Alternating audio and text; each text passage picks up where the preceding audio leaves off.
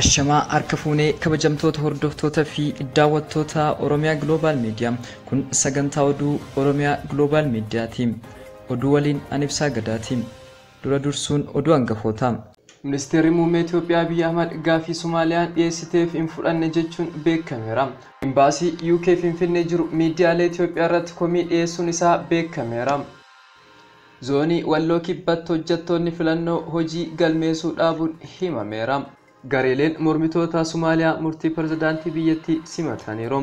Ameerikaan lammiileen ishee Indiyaa jiran biyyattii gadhiisanii akka bahan akeekkachi. Google uggura sababa weerara Covid labsameen ji'a 3 keessatti qofa $17 biliyoona buufachuu isaa beeksiseera. Kabajamtoota hordoftoota fi daawwattoota keenya chaanaalii keenya subscribe gochuun odeeffannoo waayitaawwan akka isin bira ga'u gochuu dandeettu. Amma oduu bal'inaan. Ministeerri muummee Itoophiyaa Abiy Ahmad gaafii Soomaaliyaan dhiyeessiteef hin fudhanne jechuun beekameera. Pirezidaantiin Soomaaliyaa Farmaajoo tibbana sababa filannoo biyyattii adeemsisuu qabduun waggaa 2 dheeresseef lolli cimaan mormitootaa fi mootummaa Farmaajoo gidduutti adeemsifamaa tureera.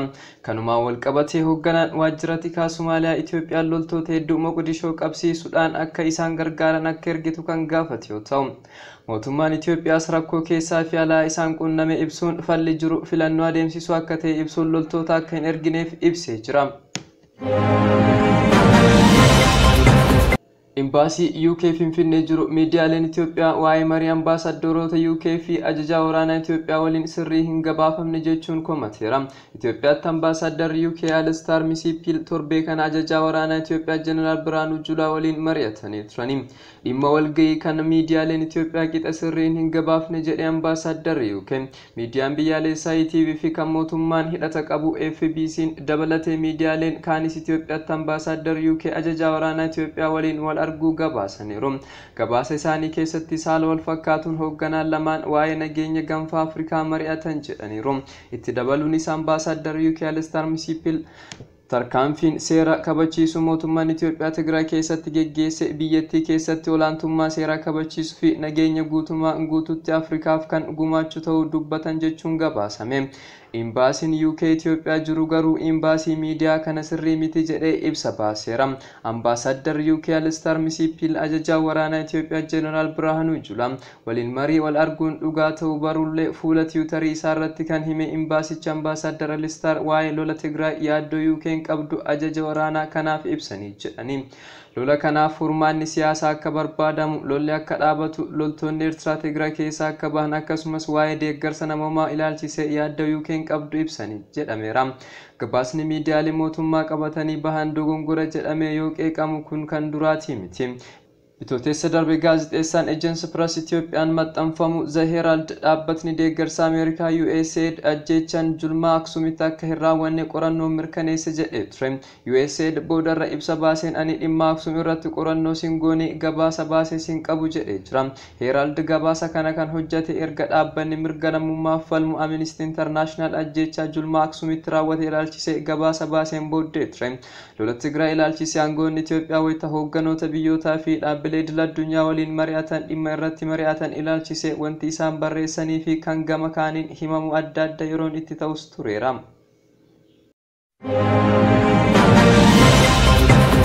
Zoonii Walloo Kibbaatti hojjettoonni filannoo hojii galmeessuu dhaabuun himameera.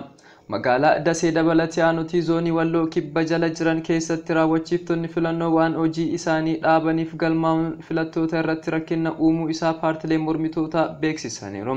Walitti qabaan paartii magaalaa Daseetti dorgomaa kan ta'an Mangistuu Amadee akka himanitti warri filannoo raawwachiisan kan hojii dhaaban kafaltiin boordii filannoo irraa argachaa turan waan gargar citeefi boordiin filannoo Itoophiyaatti itti gaafatamtuu dhimma walqunnamtii kan ta'an Sooliyaanaa Shimallis sababa kafaltii dhabuutiin namoonni hojii isaanii dhaaban jiraachuu isaanii hin beeknu. Garuu namoota filannoo raawwachiisan kumaatamaan lakkaawamaniif of eeggannoodhaan kafaltiin kennuun waan barbaachisuuf kafaltiin turuu hin danda'a jechuun isaanii beekameera. Gareeleen mormitoota Somaaliyaa murtii pirezidaantii biyyattii simataniiru. Hogganoonni mormitoota siyaasaa Somaaliyaa hangi tokko pirezidaantiin biyyattii Muhammad Abdullahi Muhammad maqaa Farmaajo jedhamuun beekamu yeroo aangoo isaanii waggoota lamaan dheerifachuuf turan dhiisuu isaanii of eeggannoodhaan simatanii jiru. Mohammad Kahiyee Moqdishoo irraa akka gabaasetti garuu fedhii isaanii fi kan dura booda tarkifate filannoon biyyattii attamiin geggeessama isa jedhu ilaalchisee gaafiin jiru deebii hin arganne. Farmaajo jedhamuun kan beekaman pirezidaantii Muhammad Abdullahi Muhammad jalqaba baatii kana erga isaan yeroo aangoo isaanii waggoota lamaan dheeressuu isa jedhu dhiisanii booda magaalaa galma mootummaa Somaaliyaa keessatti miirri boqonnaa dhagahamee jiru. Oduu maddeen alaa argannetti gaafa darbinu. Ameerikaan biyyi Indiyaa dambalii weerara koronaa vaayirasiitiin muddama keessa seenuu eeruudhaan lammiileen ishee biyyattii akka gadhiisanii bahan akeekkachiifte. Indiyaan kamisa namoota vaayirasichaan qabaman 379 fi 257 haaraa galmeessuu kan beeksifte yoo ta'u addunyaa irratti lakkoofsa hunda caalaa ol aanaa guyyaa tokkotti galmeessiteetti. Imbaasiin Ameerikaa biyyattii jiru tajaajila wal'aansaa kamiyyuu argachuun garmalee daanga'e jedhe. Dipaartimentiin mootummaa Ameerikaa namoonni gara Indiyaatti akka hin imalle gorsuun kun akeekkachiisa sadarkaa olaanaa isa kan jalqabaati. Indiyaatti lakkoofsi namoota dhibichaan du'anii 200 caalee lakkoofsi namoota qabatamatanii dhibichaan du'anii kan ibsame ol ta'uu akka malu ogeeyyiin ibsaniiru. Gorsa kenname kana keessatti lammiileen Ameerikaa gara Indiyaatti akka hin imalle yookiin biyyattii battalatti gadhiisanii bahuu qaba jedhee jira. Lammiileen Ameerikaa biyyattii keessaa bahuu fedhan xiyyaarota daldalaatiin imaluu akka filannootti fudhachuu ni danda'u jedhee jira. Bakki hospitaalonni dhukkubsattoota itti wal'aanan muraasni guuturraa kan ka'e lammiileen Ameerikaa muraasni hospitaala seenuu dhorkamaniiru. Taatullee bulchiinsi Indiyaa West Bengal jedhamtu yeroo weerarri dhibee hammaate kanatti filannoo geggeessaa jirti. Buufataaleen filannoo fuulduratti hiriira dheeratu jira. Kun immoo tamsaasa koronaa vaayirasii caalatti hammeessa jedhamee sodaa uumeera. Ogeeyyiin bulchiinsa Indiyaa West Bengal iddoo weerarri dhibichaa yeroo itti aanu hammaatu taati jedhanii yaaddaniiru. Kutaa bulchiinsa kanatti roobii namoota 17,000 olitu vaayirasichaan qabamuun mirkanaa'e. Ministeerri muummee Indiyaa kutaa bulchiinsa West Bengal keessatti hiriira deeggarsaa erga koronaa vaayirasiin biyyattii seenee booda baasuun qeeqamaniiru. Weerara koronaa vaayirasii hordofee namoonni mana keessa akka turaniif uggurri kaa'ame dhaabbata Google bu'aa guddaa akka argatu gumaacha olaanaa taasiseera jedhameera. Abbaan qabeenyaa Google kan ta'e Sundar Pichai baatiiwwan 3 keessatti bu'aa doolaara biliyoona 17 kan argate yoo ta'u kunis guddina parsantaa 162 caalmaa qaba jedhaniiru. Bu'aa qabeessummaan isaa kanaafis namoonni sababii weerara COVID-19f jecha sochiin isaanii waan dhorkameef tajaajilawwan Google fayyadamuu isaaniitti ta'uu himee jira. Baatiiwwan 3 darbanis seenaa dhaabbatichaa keessatti yeroo bu'aa olaanaan itti galmaa'edha. Google bu'aa kana kan dabale waan maamiltoonni biyya keessaa intarneetii fayyadamuun hojiiwwan raawwatan dabalaniifidha jechuun ibsee jira. Bara darbee namoonni bohaartuu Google itti fayyadamuun odeeffannoo irraa akka hin fagaanne bashannanuu fi walitti dhufeenya qaban cimsuuf jecha fayyadamaa turan jedhan itti gaafatamaan muummee kan ta'an Sandaraan. Qorattoonni damee kanaas dinagdeewwan cufaman yoo saaqaman beeksifnoo intarneetarri baay'ataa deemaa Google bu'aa caalaa walitti qabachuutti fufa jedhaniiru. Google baatiiwwan darban qofatti sarchi biizinas qofa irraa galii walitti qabate parsantaa 30 dabaluun gara doolaara biliyoona 31 ol guddiseera. YouTube ammoo doolaara biliyoona 6 galiin isaa guddisaa agarsiise. Kunis gara parsantaa 49tiin jedhamee jira. VT'n qorataan haqa qabeessummaa kan ta'an Sophie Lindeyaatis Google sababa weerarichaatiin galii ol walitti qabateera jedhaniiru.